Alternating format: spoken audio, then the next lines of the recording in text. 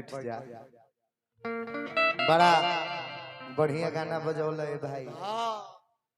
रखले बारू पाँव भर आ हिलौले बारू गाँव भर। एके गो ना, ये तीनों नचनिया पे गाना फिट बैठता। खाली नचनिया जीदी भैया रखले बारी लोग पाँव भर आ हिलौले बारी लोग गाँव भर। हालांकि प्रदुमन प्रदेशी पर कहल जाए शोभे ना, इनका खातिर तनी शब्द में चेंजिंग करे के पड़ी। इनका खातिर कहे के पड़ी नु कि रखले बारे किलो भर हिलौले बारे जिलो भर। बाप हो बाप।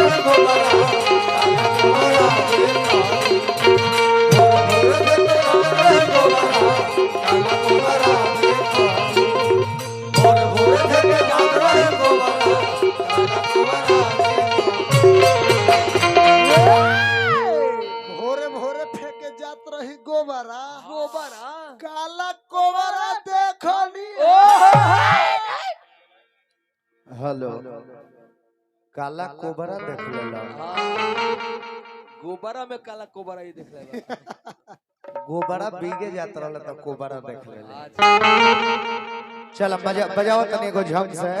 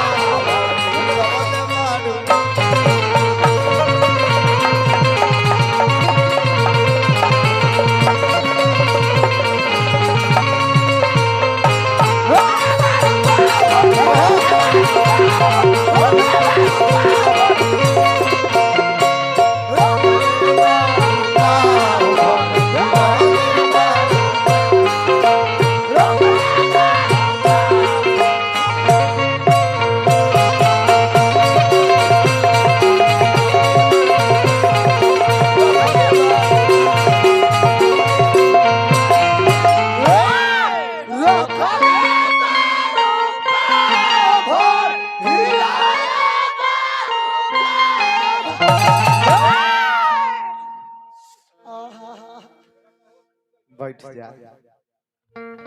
बड़ा बढ़िया गाना बजौले भाई। रखले बारू पाँव भर आ हिलौले बारू गाँव भर। एके गो नहीं तीनों नचनिया पे गाना फिट बैठता। खाली नचनिए जीदी भैया रखले बारी लोग पाँव भर आ हिलौले बारी लोग गाँव भर। हालांकि प्रदुमन परदेसी पर कहल जाए शोभे ना। इनका खातिर तनी शब्द में चेंजिंग करे के पड़ी। इनका खातिर कहे के पड़ी नु कि रखले बारे किलो भर हिलौले बारे जिलो भर। बाप हो बाप। हमरा के कहत रहे कि रोशन राज जी तू कलाकार ठीक हो। हर बरा के बकर तू गड़बड़ा जाता। हाँ ठीक कहला प्रदुमन भाई हम हर बार आ जाता नहीं। का कर बनना है ना बक्सर के धरती पर नु आइल भाई। आप तू बक्सरे से तहर जन्म में हो। आई जे से पालन पोषण भइल बा। तब तक कि तू सोझा बैठल बड़ त तनी हबरवाए कि ना हो। तनी सा तो जरूर हरबराए। का जने तहरा के देख के काहे दू तो डर लागता। काहे महाराज काहे 450 बरस के दादा भीष्म पितामह रहले।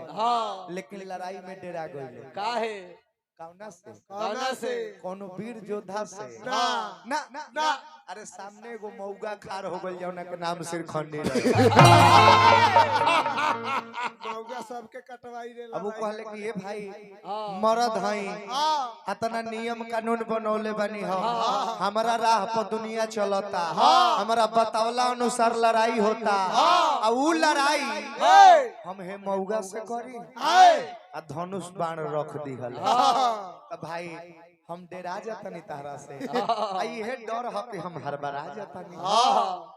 दू गो हई तने हने उतरे आओ तो भाई आओ एने आओ। आई वाह देखा तो फुर्ती मैं उजर देह जहीं तहीं चमकत है। एकदम उजर धप धप बा। ए प्रदुमन जी 10 गो नाठा बहिला पोसला से बढ़िया बाकी एगो लगहर पोस खा ओकरो के खियावो। का जरूरी भाई दू गो नचनिया ले के गाड़ी भरल टीम जाम कइल। तारा प्यारा लगाना गावो तारा तो बुझाते नहीं थे कि कावना से हेकरा से कहीं के हेकरा से कहीं। एही में भूला जाता रहा। एही में तार गाना मरा गइल। एही के चक्कर में तार गाना। अच्छा कौनो लड़का अगर लॉयल्टी के साथ किसी लड़की से प्यार करता है तो क्या वो दो को एक साथ खड़ा करके वो करेगा क्या? नहीं। लड़की भी बर्दाश्त कर पाएगी क्या? नहीं। कि एक लड़की के होते हुए फिर उसका बॉयफ्रेंड किसी और लड़की से उसके सामने कुछ कर रहा है। एकर मतलब यो दोनों खेल करे बारी। यो भटियारिन बारी सा। ए कनियो के कोनो फर्क नहीं है। मतलब कि तारा दिल से प्यार नहीं है। ओ आओ सनम थोड़ा प्यार से मुझे भी बुलाओ सनम। घोप घोप करवाओ। पारा पारी दोनों को खाओ सनम। हाय हाय तू काहे भाई खिसियाता रू? अंता को तने कुछ तो था उसके चेहरों में। पता न क्यों इतना शर्माती थी। कुछ तो था उसके चेहरों में। पता न क्यों इतना शर्माती थी। बट एक दिन दांत खोलकर हंसी तो पता चला साली तंबाकू खाती थी। देखो न प्रदुमन जी हम हर बार आ जाते हैं। तार खौफ यार बहुत सतावता। का मंडली चल हो गई। चल मंडली हो गई। अच्छा तू लोग दुगोला का गई बाबा। तारा लोग के टीम तंदुरुस्त बा। मान लो कोनो आपदा विपदा एजा हो जाए कहीं जैसे आगे लग जाए चाहे कोनो ऐसा बातें आ जाए चाहे के मारे खाते तारा लोग के चल देवे। तो तारा लोग में बेमत बाकी जैसे भाग सकलो। एकरा के खार करा के दू दिन चला दन त हेत रहे। ओहो इतना स्पीड ना। चली तक महाराज हाफ जला तुरो। अच्छा जब टीम में तारा लोग के अधूरा बा। लंगर आनहर कान के लेके चलबो लोग त गौनयो त भाई लंगरे कान लेखा होई।